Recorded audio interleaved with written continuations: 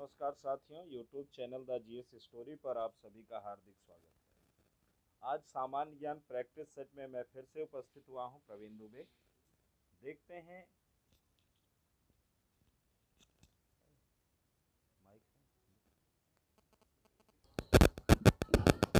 Practice set में आप सभी का स्वागत है।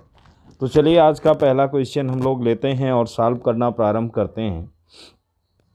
तो आज का पहला प्रश्न है, महिला फुटबॉल एशिया कप 2022 का आयोजन कहाँ होगा? महिला फुटबॉल एशिया कप कहाँ पर खेला जाएगा 2022 में? तो आप सभी लोग संभवतः इसका उत्तर दे लिए होंगे। इसका उत्तर है भारत। भारत में महिला फुटबॉल एशिया कप का आयोजन किया जाएगा, जो 20 जनवरी से 6 फरवरी तक चलेगा। 20 जनवरी से 6 फरवरी तक चलेगा 2022 में। ये महिला एशिया कप फुटबॉल का भारत में आयोजित किया जाएगा। चलिए नेक्स्ट क्वेश्चन। दूसरा प्रश्न बहुत ही महत्वपूर्ण है। हेनली पासपोर्ट इंडेक्स की रिपोर्ट के अनुसार किस देश का पासपोर्ट सबसे अधिक शक्तिशाली है? किस देश का पासपोर्ट सबसे अधिक शक्तिशाली है? आपको ये चुनना है। ऑप्शन है आपके भारत, नेपाल, जापान, रूस। तो हेनली पासपोर्ट रिपोर्ट के अनुसार सबसे शक्तिशाली जापान का पासपोर्ट माना है।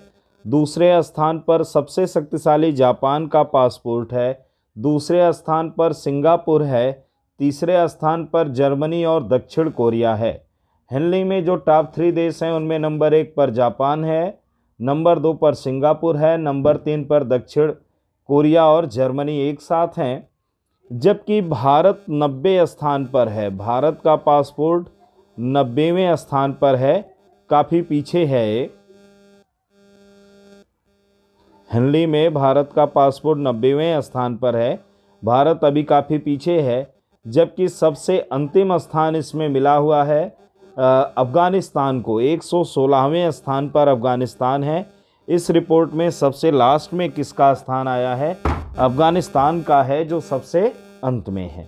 चलिए अगला प्रश्न है, भारतीय सेना ने कश्मीर में एक शूटिंग रेंज का नाम किस बॉलीवुड अभिनेत्री के नाम पर रखा है?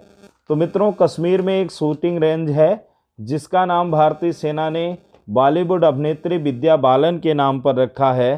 तो पहला वाला ऑप्शन इसमें सही है। विद्या बालन के नाम पर गुलमर्गा विंटर फेस्टिवल में विद्या बालन ने प्रतिभाग किया था और तब यह निर्णय लिया गया था कि शूटिंग रेंज का नाम विद्या बालन शूटिंग रेंज रखा जाएगा। नेक्स्ट क्वेश्चन, किस प्रसिद्ध बॉलीवुड पार्श्व गायक को दिल्ली हिंदी अकादमी का उपाध्यक्ष बनाया गया है? इसमें लता मंगेशकर, आशा भोसले, स्वानंद किरकिरे और सुरेश वाडेकर के नाम आप देख रहे होंगे। दिल्ली के उप मुख्यमंत्री, कला, संस्कृति एवं भाषा मंत्री श्री मनीष सिसोदिया ने स्वानंद किरकिरे को दिल्ली हिंदी अकादमी का उपाध्यक्ष नियुक्त किया है। तो दिल्ली हिंदी अकादमी का उपाध्यक्ष किसको नियुक्त किया गया है? स्वानंद किरकिरे जी को नियुक्त किया गया है। ठीक है मित्रों, चलिए नेक्स्ट क्वेश्चन की तरफ हम लोग बढ़ते हैं। अगला प्रश्न हमारा ये है कि कर्नाटक का राज्यपाल निम्न में से किसे नियुक्त किया गया है? ऑप्शन है थावरचंद गहलोत, हरिबाबू कंभमपति, मंगूभाई छगन भाई पटेल, राजेंद्र विश्वनाथ अर्लेकर। तो मित्रों, आपको मैं बताता चलूं कि गत दिनों में, पिछले दिनों भारत के राष्ट्रपति श्री रामनाथ कोविंद ने 8 राज्यों में राज्यपाल की नियुक्ति की है, जिसमें थावरचंद गहलोत जो पूर्व केंद्रीय मंत्री हैं सहकारिता के, इनको केंद्रीय मंत्री थे थावरचंद गहलोत, जिनको कर्नाटक का राज्यपाल नियुक्त किया गया है। तो कर्नाटक का राज्यपाल किसको नियुक्त किया गया है? थावरचंद गहलोत को। जबकि वहीं हरिबाबू कंभमपति को मिजोरम का राज्यपाल नियुक्त किया गया है। हरिबाबू कंभमपति कहाँ के राज्यपाल बन रहे हैं? मिजोरम के। और मंगूभाई छगन भाई पटेल को मध्य प्रदेश का राज्यपाल बनाया गया है। एमपी मंगूभाई छगन भाई पटेल को कहाँ का बनाया गया है? मध्य प्रदेश का बनाया गया है। और राजेंद्र विश्वनाथ अर्लेकर को हिमाचल प्रदेश का राज्यपाल बनाया गया है। वहीं PS श्रीधरन पिल्लई को गोवा का राज्यपाल नियुक्त किया गया है। सत्यदेव नारायण आर्य को त्रिपुरा का राज्यपाल, रमेश बैस को झारखंड का राज्यपाल और बंडारू दत्तात्रेय को हरियाणा का राज्यपाल बनाया गया है।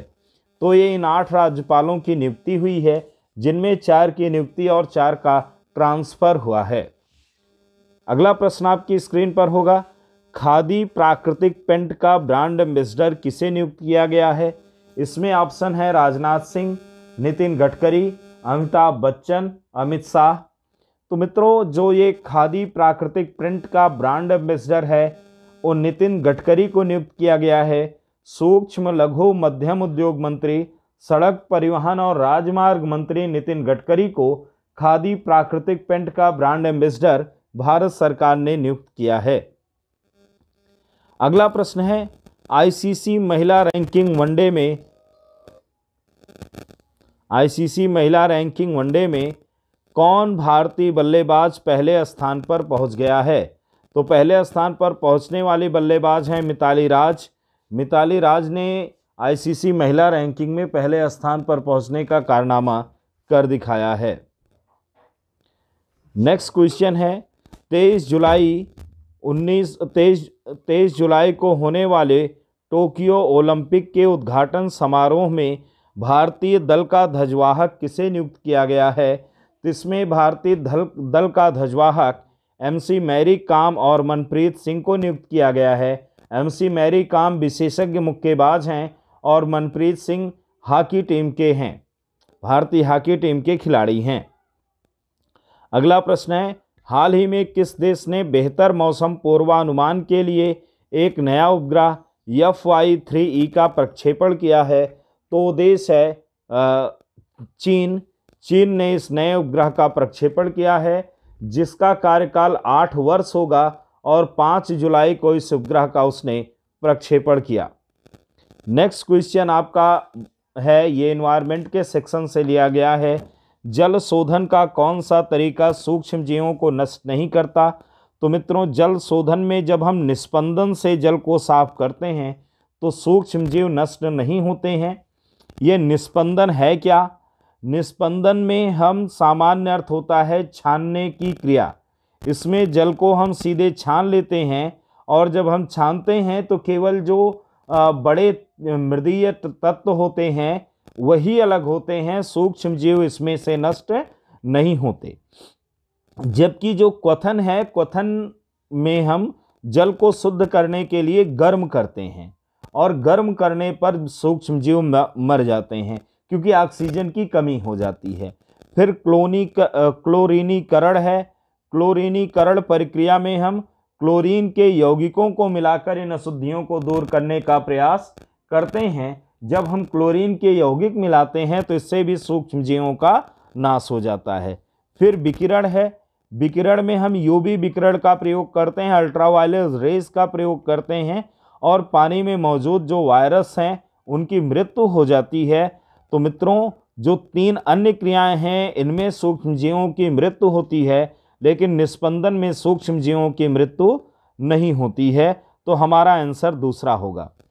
नेक्स्ट क्वेश्चन है, नाइट्रिक ऑक्साइड से प्रदूषण निम्नलिखित में सभी हो सकते हैं सिवाय, यानी नाइट्रिक ऑक्साइड से कौन कौन से रोग हो सकते हैं?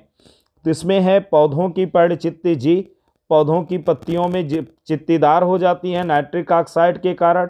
मानव में श्वसन शोथ की समस्या ये भी होता है, हम श्वसन लेने में समस्या होती है क्योंकि ये जो श्वसन तंत्र है ये स्वेल कर जाता है, शोथ मतलब फूल जाता है। फिर प्रकाश रासायनिक अभिक्रिया द्वारा संचारक गैसों का उत्पादन, बिल्कुल ये भी होता है नाइट्रिक ऑक्साइड की उपस्थिति में।